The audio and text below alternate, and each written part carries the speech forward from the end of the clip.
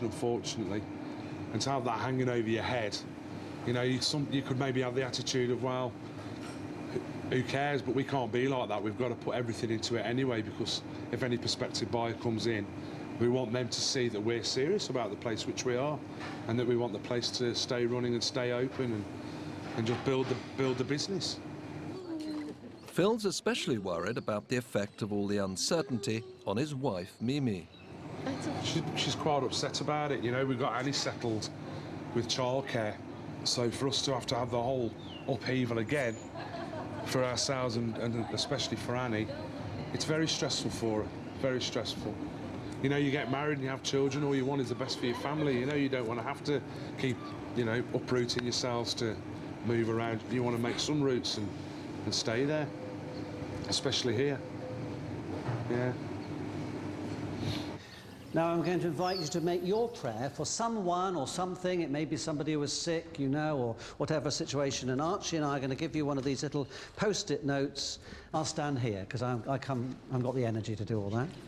So either come up and take one from me or wait for Archie, and then do take it up and off make your prayer. People in trouble are very much in the thoughts of David and his congregation up on Briar. Fundamental to the minister's philosophy is the positive power of prayer. There seems to be something in human beings that has this driving need to pray, and I think it's in all cultures and all the religions, not just in Christianity. And I find strength or encouragement in the fact that I know people pray for me. The knowledge that people are praying matters a lot. Knowing that you're not alone as a human being, I think is really important.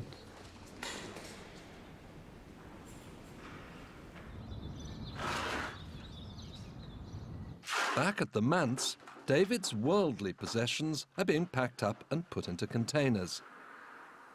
Later they'll be driven down to the quay, where they'll be loaded up on the Solonian ferry to be taken to Penzance and eventually to his new home in Wales.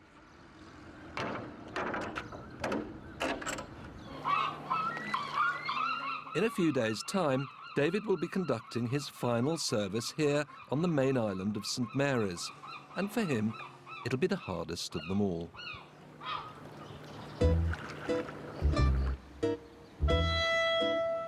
Over at Old Town Bay, Heike the vet has been spending a lot of time recently on her computer. Her long-term pen pal Moon is serving a prison sentence in America, which she believes has been unduly harsh because he's a Native American. He would like to visit Silly, but I don't know if he at all gets a passport. He might not, you know. Today, Heike's former veterinary nurse, Sarah, has arrived on St Mary's from her new job on the mainland for a short break, and Heike's itching to bring her old friend up to date. His name is Moon. He wrote letters to me, and he's very, very good. He sent one every 2 weeks for the last 25 years. Oh, lovely. Yeah, yeah. It's amazing. Yeah. Oh, 25 years. I mean, you've That's probably my age. not been born. Not been born by then. Oh, God. Oh, nothing Heike ever says really kind of shocks me or surprises me anymore, because with Heike there's always something amazing that she's just kind of, oh, I've just forgotten to tell you. And, oh, surely I told you about that. He got caught driving under the influence. They found something else in his car, probably marijuana or something like that. So he was sentenced also for the possession of a controlled substance. Yeah. And all in all, it added up to 20 years in prison. So he's in prison now? Yeah. Wow. She's eclectic. I think that's the word, is eclectic. Possibly eccentric in some ways, but she's certainly a very interesting friend to have and a very fun friend to have. So I can see why Moon would stay in contact with her for so long. So you and Moon were never an item? No. Just always friends? But he said he would have liked to, but yeah. He didn't dare to do anything because I had this boyfriend, and this boyfriend was 6'7" and not someone you mess with. Hello. Yeah, no. It seems amazing at 25 to think that someone's had a friend for that long, and how much happens in such a long period of time. And he sounds lovely. Yeah, he's Heike wants to help Moon, particularly in appealing against his long sentence, but she's not quite sure how or where to begin.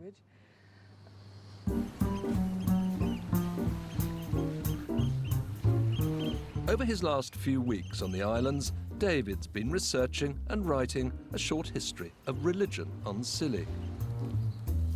And with it almost finished, today he has an important appointment. It's at the museum, which is very small but highly regarded for its depiction of life on Scilly through the ages. From time to time, it publishes local writers who the curator, Amanda Martin, thinks make a worthy contribution to the story of the islands. Good morning, Amanda. Hello, David. How are you? I'm fine, thank you. How are you? David's hoping his work may soon be added to the collection. It touches on lots of the whole sort of social issues about the islands. If you look at their very simple, basic, humble buildings, in a sense, they speak of their poverty, but also of their faith. I found it quite moving in a way, really. It does say a lot about the sort of an aspect of island life which isn't researched much, because, like in any history, the poor and the working classes often don't have much of a voice, really. Amanda, though, is no pushover.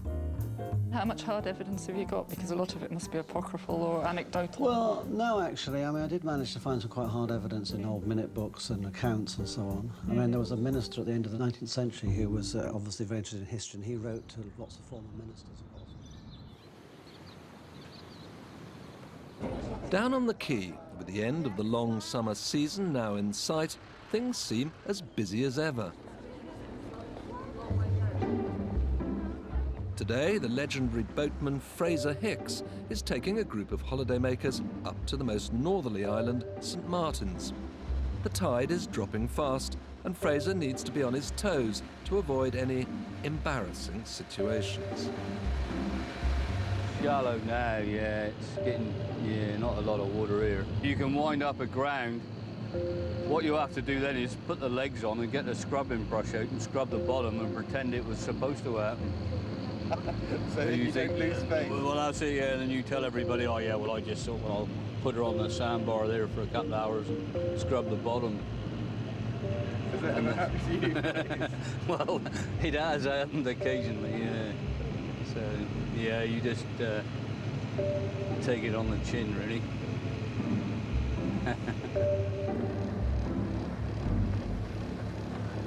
St Martin's, ladies and gents, we've arrived.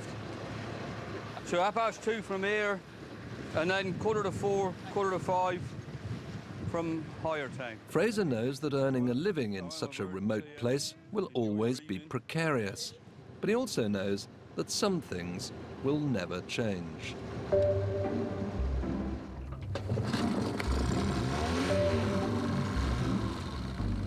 After he's dropped off his passengers, Fraser has a precious hour or two entirely alone. The warm, unpolluted waters around Scilly are rich in sea life, and Fraser enjoys nothing more than hunting around for a bit of free supper to take home. All the seaweed is come off the rocks, and it rots away, and that's what the fish are, and the shrimps are feeding on. They feed on the rotting seaweed. Hey, there's a hermit crab. Let's see the little hermit crab. See him in there? Look. He's a little beauty. Trouble is, they tend to want to try and pinch you, so you got to grab hold of them where they can't get hold of you. So, yeah. Is he for pop? No, that one's for swimming. That one is. He's back in the water again. Yeah, they're no good to eat. Yeah. The French make soup out of them, but then the French will eat anything.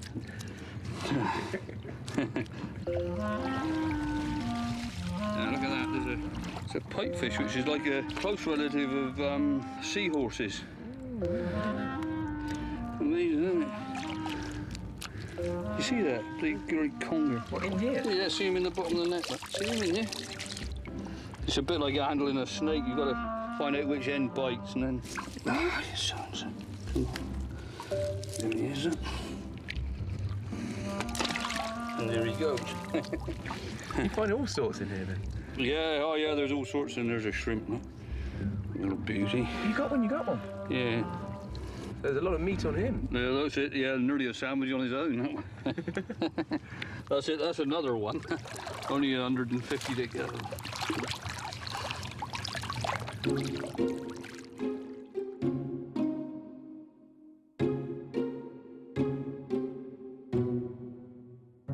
Back at the museum, Amanda seems genuinely interested in publishing David's book. Obviously, I'd need to sort of see what we're talking about and go through it properly and establish proper indexes, tables of contents, tables of illustrations, things like that. And, really know what we're dealing with. But yeah, it's exactly the sort of thing that the museum would do. What sold it to her is that the history of religion on Scilly really is the history of the poor. Often the priests or ministers were the only islanders able to write, and through their testimonies, David's pieced together a verbal picture of how tough life here could really be. I mean, it's never going to be a world bestseller up there with Catherine Cookson or anything like that, but, you know, might rival John le Carré on a good day. So now, almost everything is done. The future of his book secured, the house is empty, and his furniture has begun making its way to Wales. All that remains is David's last duty, to conduct the annual lifeboat service that will involve everyone from across all the islands. He's been working on his sermon for days. As I come to say my farewells to you, I'm leaving this place to go to Aberystwyth. And when I stand on the beach there, a rather dull grey affair compared to the beaches of Scilly, but please don't tell the good people of Aberystwyth I said that, I will look out across the same ocean that lapped these islands. The sea will divide us, but it will also connect us.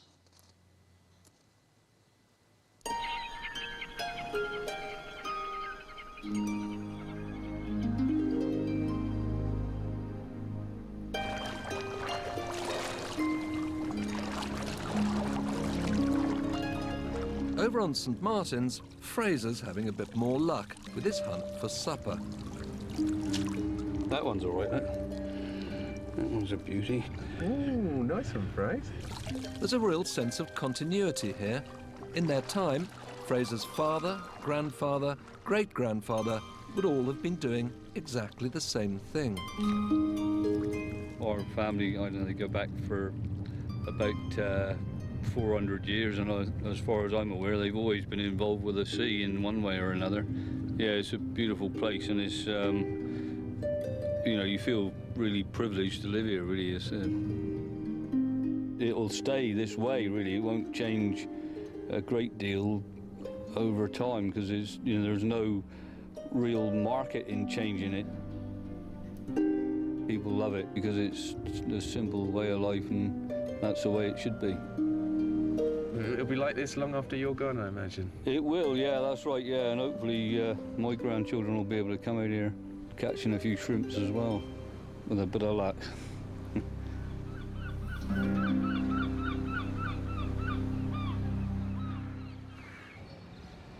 Up at the St Mary's Hall Hotel, for Phil, Mimi and the rest of the staff, there's a feeling something may be in the air. 10 rooms on the Godolphin corridor, paintwork reasonably tidy. Someone who's been seen nosing about quite a bit recently is a holidaymaker who's been coming over to Scilly every summer for 40 years. Oak side tables, dressing table. And he's been taking rather more interest in the fittings and fabric of the hotel than most guests. Main landing, leading down 2 stairs into one. This is Clifford Freeman, a businessman from Gloucestershire. How busy have you been lately? This month's been really busy. It's been ticking over quite nicely.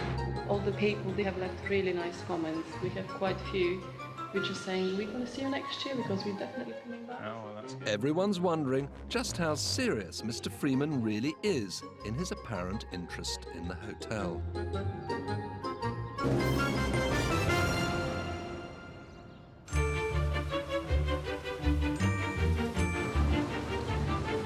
For Heike the vet, after her traumatic year, things are starting to seem brighter than they have in a long time.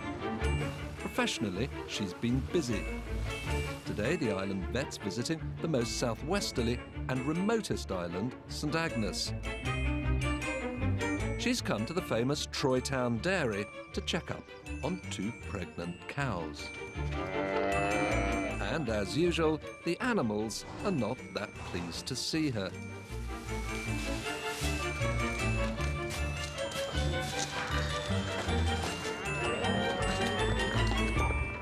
On top of the extra work, Heike's been offered a brand new post.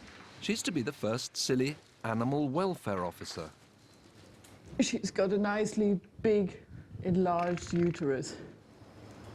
Basically, I have to check out these farms, go there, look how the animals are held, how they're fed, you know, and that's it. Basically, I have to write a report and say everything's all right with this farm. And you could do that as well as being the vet here? Yeah, it would only be a part-time job, which would be an additional income for me, which is sorely needed. Exciting. Yes. Heike's renewed optimism has prompted her to act on her feelings for a particular friend who's in trouble. Well, I've thought about it, and I've decided to write a letter to Moon and ask him what he thinks about me coming to visit him in prison and saying hi after 25 years. Still quite a long time until he gets to come out, isn't it? Yes, February 2013. Poor man. He might need somebody to cheer him up a little bit. You live only once, and it's probably shorter than you imagine, so make the best out of it, you know. And if you can help somebody who really like for years and years, I would like to do that because it makes you feel good too. Back at the hotel, and it seems the aforesaid Mr. Clifford Freeman has been busy. What's on the menu tonight? We've got some sea bream, which I'm prepping now. I've got a poussin on this evening as well, so I know you like the chicken. Here there's some news, maybe. Yeah, we've got a buyer. And he seems really nice. He seems really just a normal guy. He's got ideas, but he wants us to get ideas as well, and it's all very, very positive. He believes it's going to work, so we want it to work. We just want to start the new season to see what's going to happen. You know, it's that exciting. So we want to build the plans for the next season to see what to improve, what to keep, and that's really, really good. I know he's been a regular visitor to the island since he was a child. And I think over the years, you know, him coming here, he knows it's a special place and it's something he wants to invest in, which, you know, which works out great for us. So looks like we're going to be here to stay with any luck.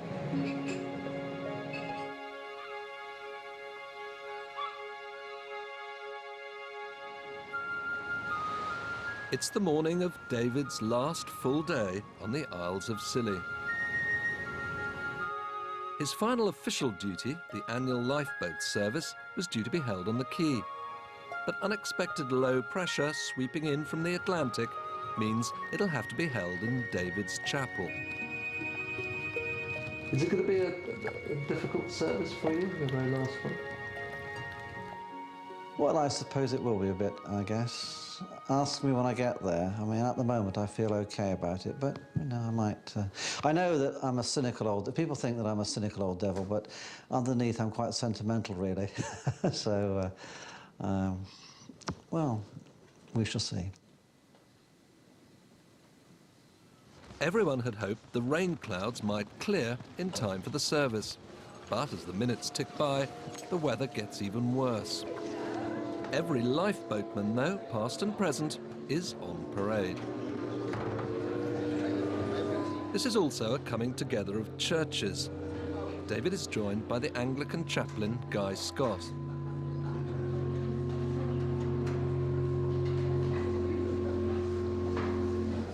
Good evening.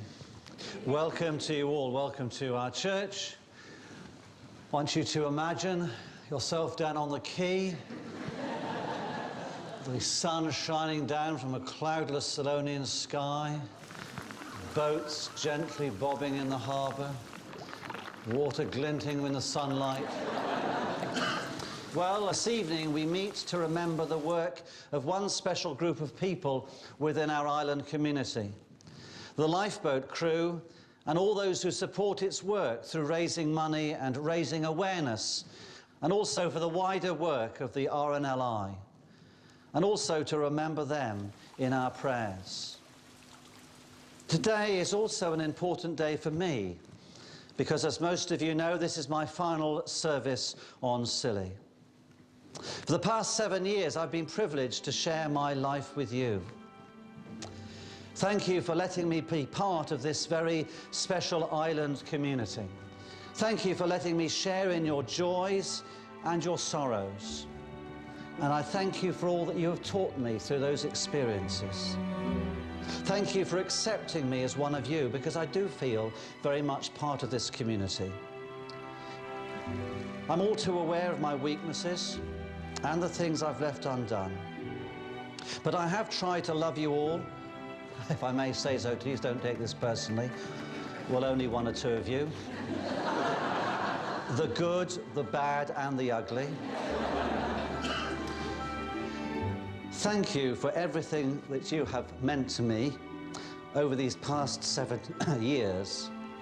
Thank you for letting me love you, and thank you too for your love, which I feel this evening and have done in my years here. You are very special, and I shall miss you all very much. God bless you.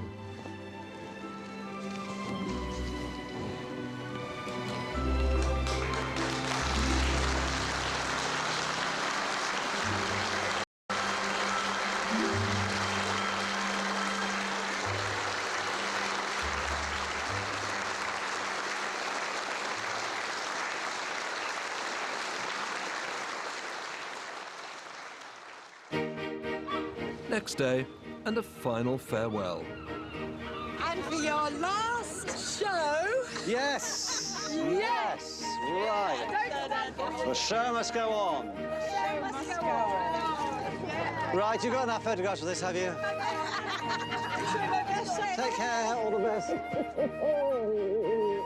Take care, all the best. Yes, all the best. Bye. I know that some of you don't share my faith, or find it hard or impossible to believe in any idea of a God. And if you were to ask me to provide you with evidence for the existence of God, I would probably come back to that one word again, the word love. It's the love of others that makes me see something of God in our world, because I believe that love is the heart of everything. It's love that lies behind our birth. It's love that nurtures us as children. It's love that draws us into relationships one with another. It's love that helps us to persevere with others when we're tempted to turn our backs on them. And that, my friends, is why I believe love is so powerful. And that's why I believe that at the heart of everything is a God who is the source of all love. Although our lives will now go separate ways, we can still stand on the shore of the same sea and be part of that greater ocean of God's love.